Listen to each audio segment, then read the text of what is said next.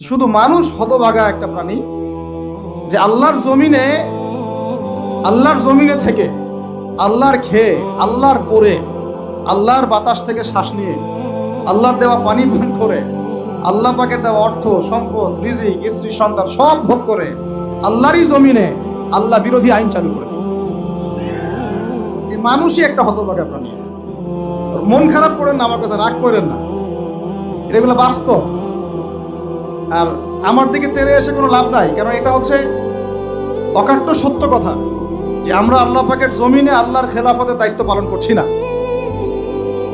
আমরা আল্লাহ পাকের জমিনে আল্লাহর নিয়ামতগুলো ভোগ করে আল্লাহ বিরোধী অপশক্তির স্বার্থ রক্ষা করছে।